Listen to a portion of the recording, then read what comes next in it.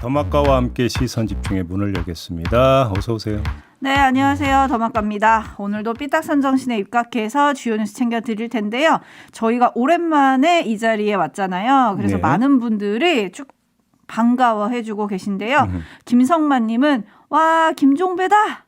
김종배 앵커님 늦었지만 새해 복 많이 받으세요. 라고 인사해 주셨고요. 우리 촌철님들 모두 새해 복 많이 받으시기 바랍니다. 네, 양희자님은 종배님 큰일 치르느라 고생 많으셨죠. 건강 잘 챙기세요. 라고 따뜻한 인사 주셨고요. 네. 호우님은 종배 형님 목소리 들으니 좋네요.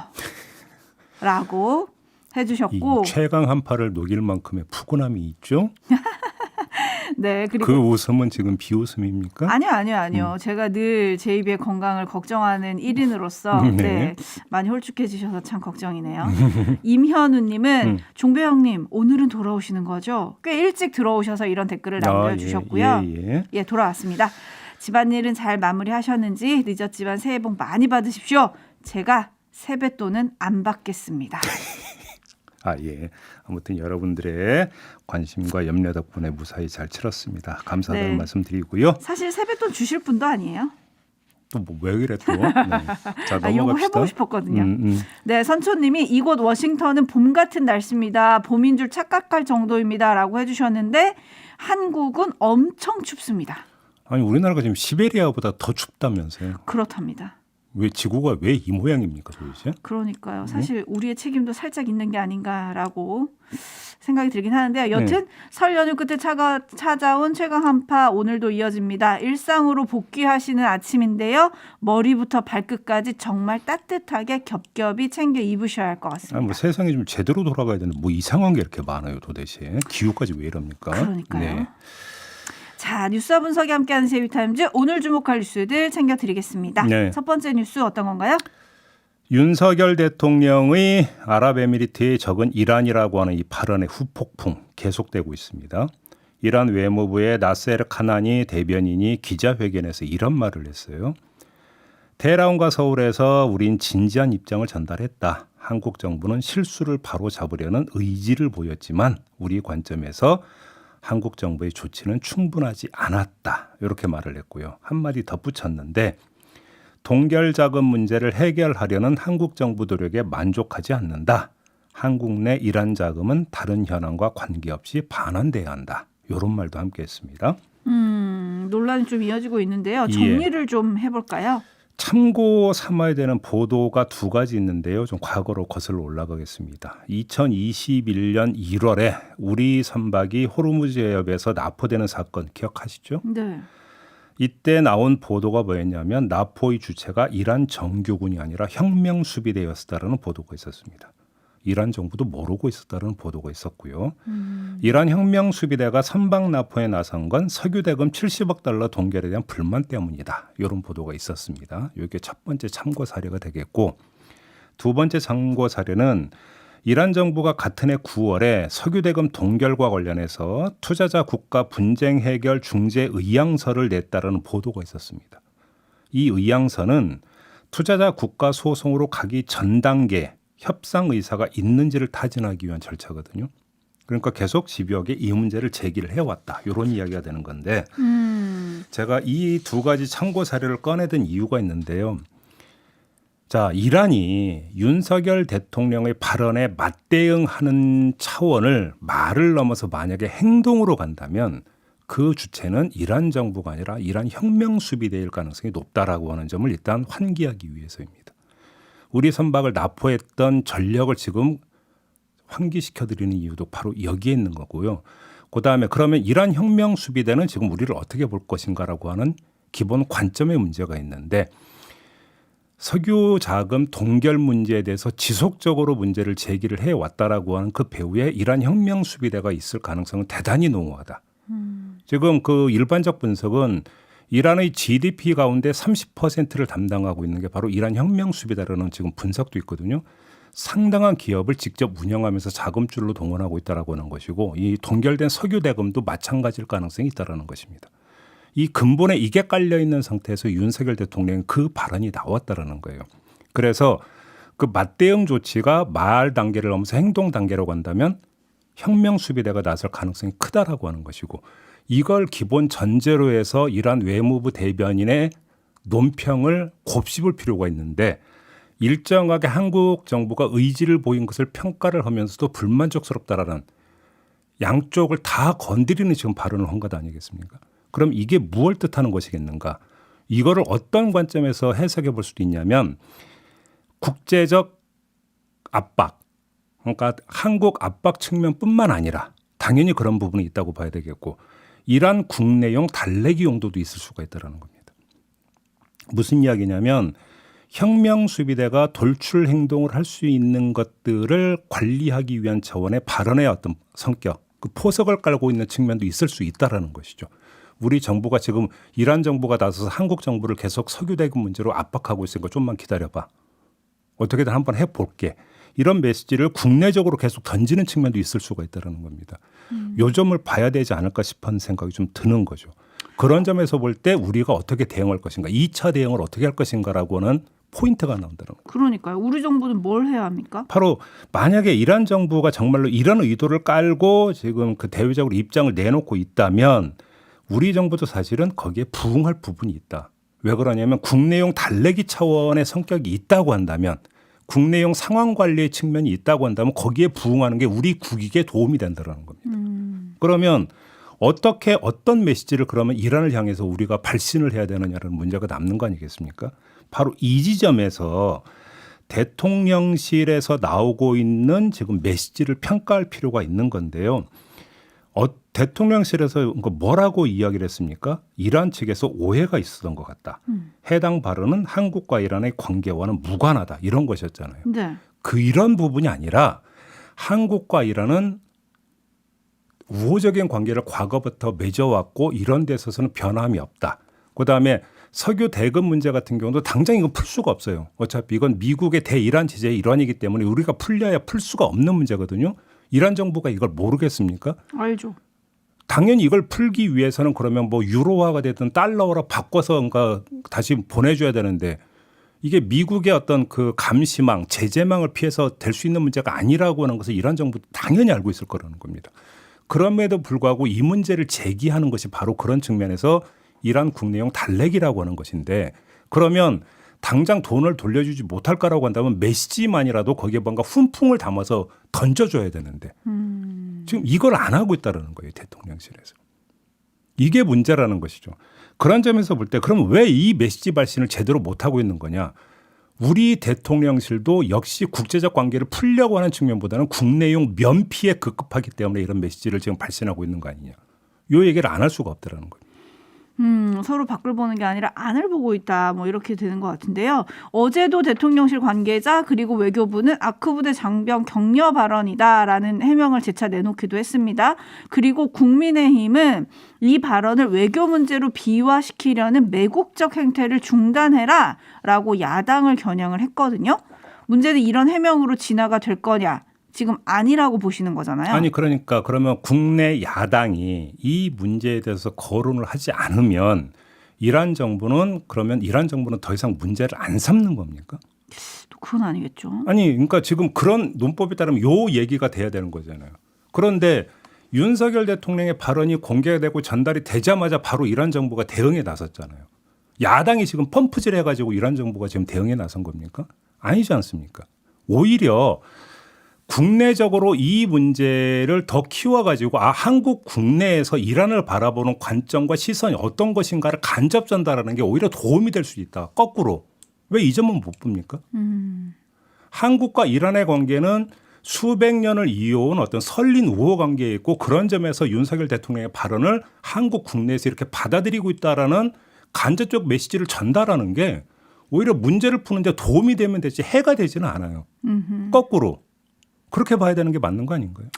근데 여기서 이명박 전 대통령의 이름이 나오더라고요. 중동 특사 얘기가 나오던데 이분이 가면 뭐 도움이 될까요? 아니 그러니까 이명박 전 대통령이 아랍에미리트에 뭐 원전을 수출하는 물꼬를 틔운 어떤 주인공이다.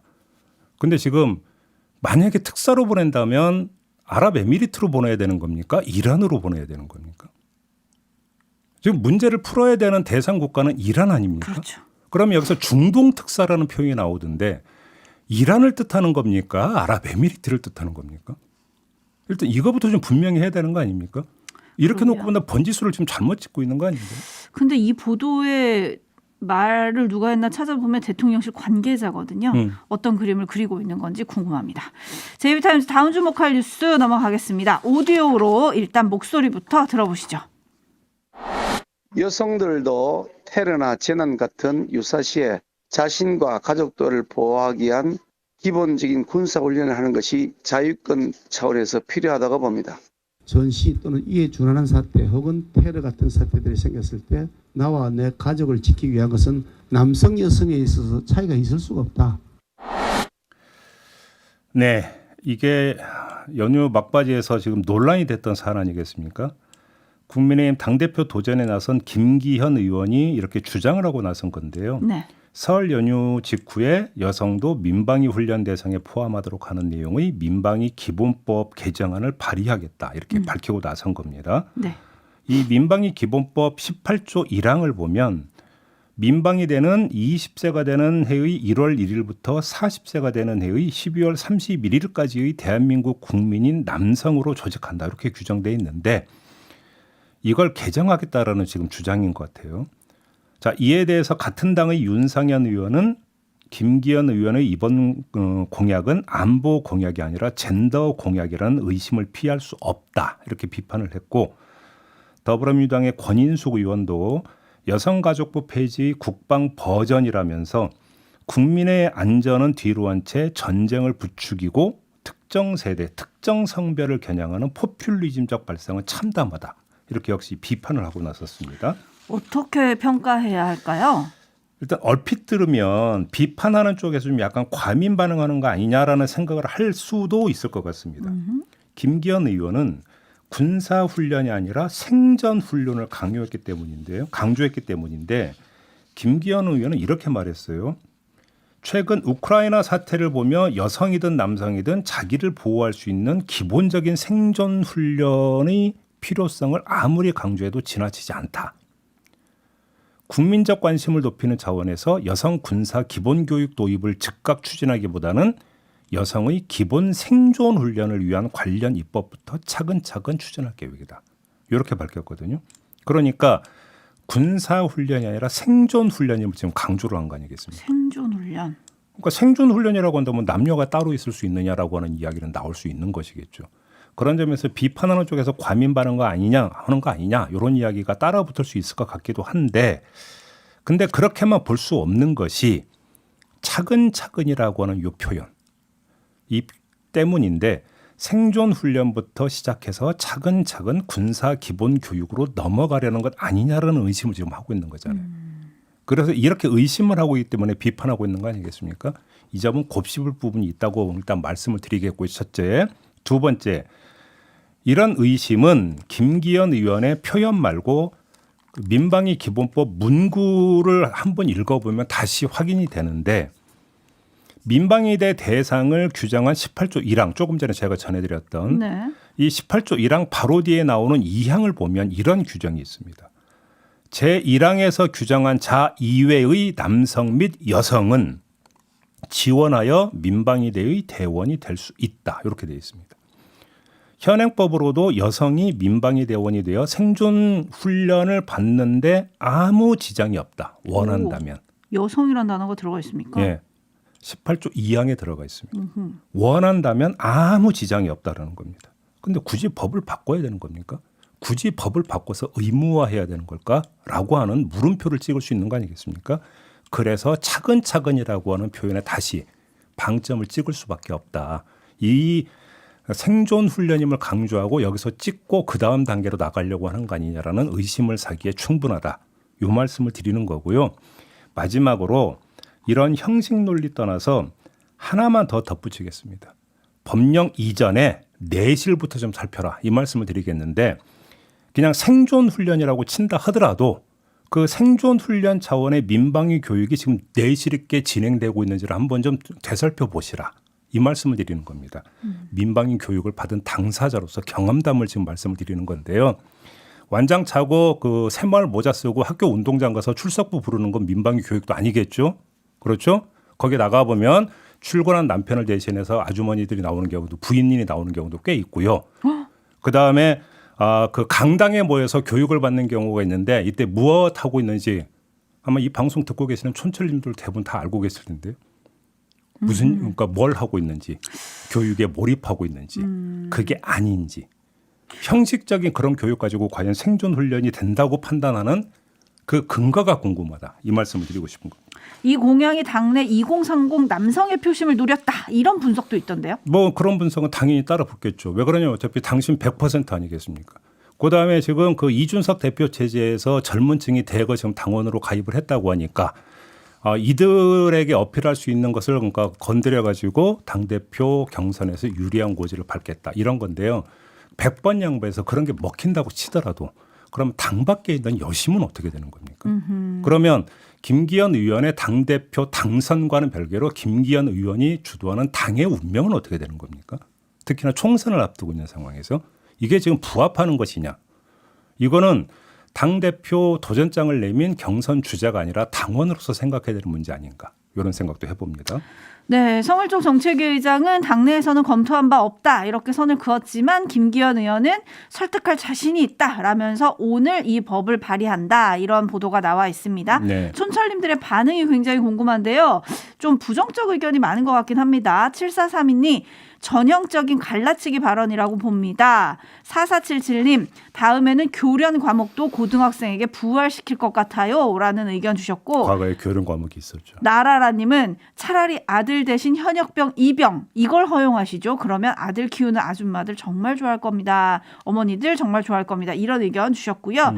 반면에 헨젤과 그레테님은 그냥 남자는 민방위, 여자는 생존훈련, 대피훈련, 심폐소생술 훈련 뭐 이런 거는 제가 찬성하겠습니다. 이런 의견 주셨고요.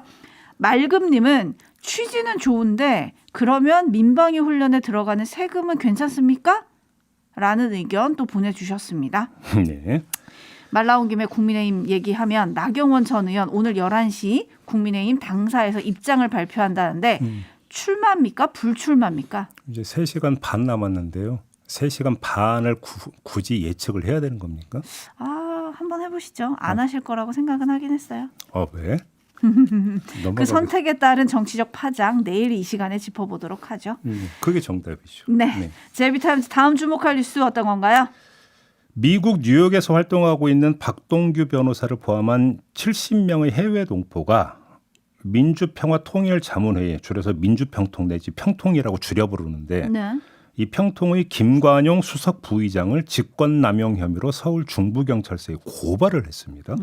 그리고 고발장을 보면 석동형 평통 사무처장을 위법 조치의 배우자로 이렇게 적시를 해놓고 있기도 합니다. 어떻게 된 건가를 봤더니 지난달 5일에 사무처장 명의로 평통 미주지역회의 최광철 부의장에게 직무정지 조치를 내렸다고 합니다. 바로 이걸 문제 삼고 나선 거라고 하는데 부의장이 건강 문제 등 일신상의 사유로 직무를 수행할 수 없을 때에만 직무 대행자를 지정할 수 있는데도 사무처가 이 규정을 어겼다. 이걸 지금 문제 삼고 있는 거고요. 사무처가 평통운영위원회의 의결을 거쳐 부의장직을 해촉하도록 한 규정.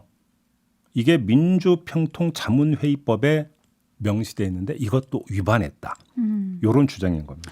그래서 지금 고발을 했다는 건데 뭔가 다른 배경이 있는 건 아닙니까? 그래서 이제 바로 그 점인데요.